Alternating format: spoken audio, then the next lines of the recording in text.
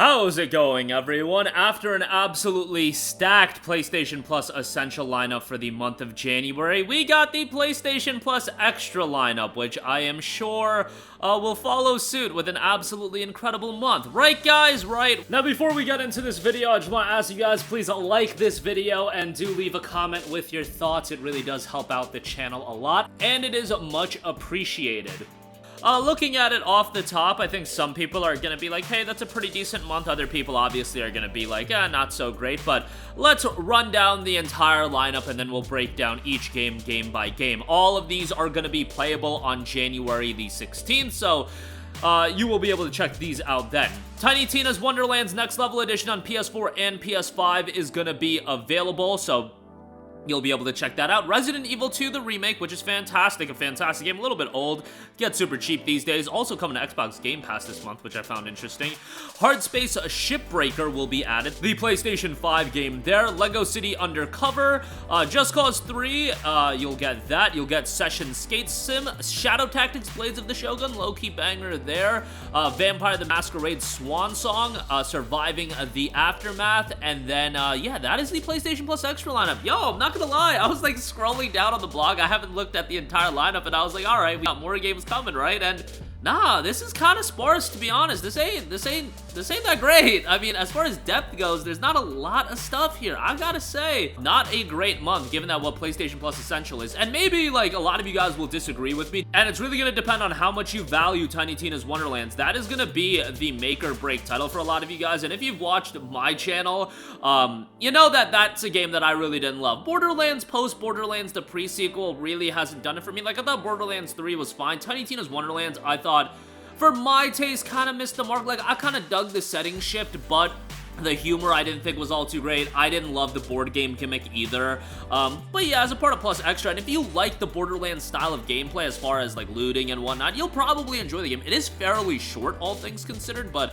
still a worthwhile game to go through. Resident Evil 2, the remake, is awesome. Obviously, it's a fantastic game. It goes on sale all the time for 10 bucks, so like I imagine most of you guys own it, so the value there, I don't know how much people are going to be excited for. But RE2 is awesome, and if you haven't gotten into Resident Evil, that's obviously a great one. Hard Space Shipbreaker is added as well.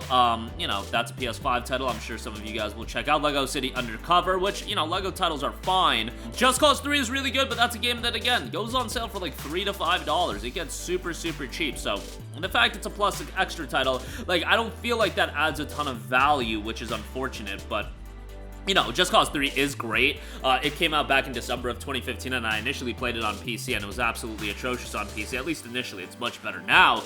And it had some performance issues on consoles, which they remedied it as much as they could. It still has some issues, but Just Cause 3 is a great time, and if you want, like, a no-nonsense open-world title that you can just jump into and have a great action-oriented experience, it's gonna be a good time all around, so I would definitely recommend that. And then Session Skate Sim, given that Skate is a ways away, and who knows how that's going to turn out being a free-to-play title, Session Skate Sim is a title that I think some people will definitely check out, especially if you're looking for a skateboarding game. Shadow Tactics Blades of the Shogun, I've talked this game up a lot. It's not going to be for everyone, being in tactics-based games. Unfortunately, Mimimi Games, the studio that did this game, had to shut down because the gaming landscape is just a pretty difficult one to be successful in right now.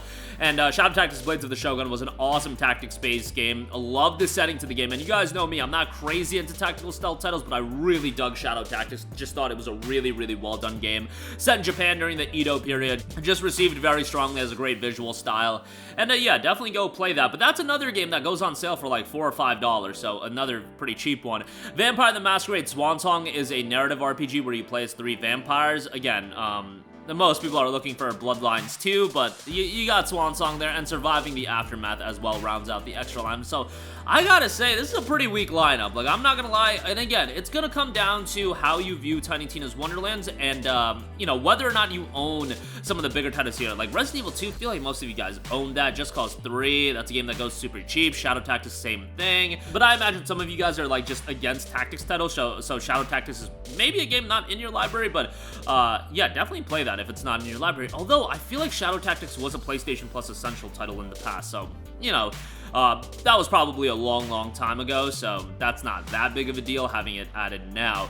PlayStation Plus Premium, obviously for top tier subscribers, you will get Rally Cross, you'll get Star Wars Episode 1 The Phantom Menace, we talked about that a while ago as that was leaked, Street Fighter 30th Anniversary Collection, alright, that's decent, Legend of Mana, which is pretty decent as well, and then Secret of Mana as well. Okay, Secret of Mana, definitely that's pretty good. That is the PS4 remaster of the classic action RPG, sees you battle a perilous empire to reclaim the magical power of mana and bring back the world to order. Kinda lame that some of these titles are locked to PlayStation Plus Premium because they are PS4 releases that are HD remasters, but that's generally how they do handle these things when you talk about collections and things like that. Although there have been some remasters and collections that were in Plus Extra, I guess it's a case-by-case basis. They did also note, additionally, we're pleased to share that select series from Crunchyroll will be available on PlayStation Plus Premium via Sony Pictures Core in the following regions starting on January 15th. Netherlands, Portugal, Poland, Ireland, Denmark, Norway, Sweden, and Finland. PlayStation Plus Premium and the Deluxe members have access to a curated catalog of 100 movies to watch on demand from Sony PlayStation Core.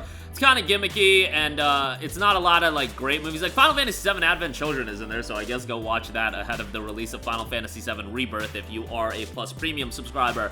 As far as the anime lineup goes, I've heard pretty mixed things, and it's mostly dubbed content. I know 86 is on there, and 86 is a great anime. Like, every time I talk about anime and Crunchyroll being on Plus Premium, I'll just give a shout to 86. 86 is great, and it doesn't get enough love. It's a more underrated anime, and I would definitely give it a shout. A great opening to that anime as well. So, you know, get some value out of your Plus Premium subscription and watch 86. How about that? But, you know, Plus Premium actually adding a bit of good stuff with Secret of Mana, Legend of Mana, Street Fighter 30th Anniversary Collection, although you could make the argument that those should be on Plus Extra, but what can you do? Definitely, I foresee this being a month that is very, very mixed in terms of the reception. I can look at Tiny Tina's Wonderlands and be like, hey, that's a pretty good headlining game in the grandeur of things, given that that game still goes for like 15, 20 bucks, but it's a game that I didn't love, and given that, you know, if you want the Borderlands style game, I would just go play the classic Borderlands titles. That's my 2 cents. Resident Evil 2, I feel like everybody owns, and then you look at Just Cause 3, Shadow Tactics, those titles go super, super cheap. Like, you're talking $3 to $5 for those games, like literally that cheap. And then you know, you have stuff like Hardspace Shipbreaker, Lego City Undercover, but is that enough? And Session Skate Sim, I think, is a very solid addition as well, but I just don't think the quality is there top to bottom. And after an awesome PlayStation Plus Essential catalog update with Plague Tale Requiem and all that stuff, that was a really great update for Essential, and I was just hoping they could keep the positive momentum rolling with Plus Extra. But Plus Extra has been very, very mediocre ever since the price increase. Like, every month has been lackluster. I guess last month you could look at GTA 5 being a big addition, and I know people were happy about that, but you know, in totality, I feel like when they launched Plus Extra at the more tame price point, it was a better rotation of titles being added. And I get it, you could look at the back catalog of games and still say, hey, the value's there, and I can understand people saying that, but what I always have been of the mindset of is they increased the price and the value proposition has not been increased. But let me reiterate that for the people in the back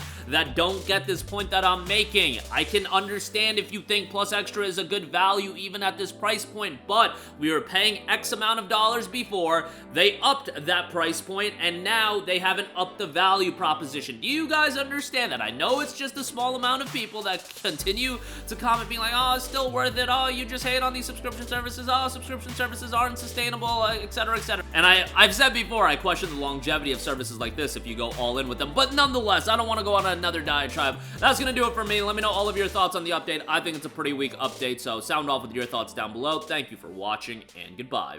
Hey guys, we hope you enjoyed the video, and if you did, make sure to hit the subscribe button, and if you're already subscribed, do us a favor and hit the bell icon. This way you'll be notified whenever we post a new video. That's the best way to keep up with all of our uploads, and we usually try to upload 2 videos a day. And with the bell icon hit, you'll be notified whenever we do upload a video. As always, thanks for watching.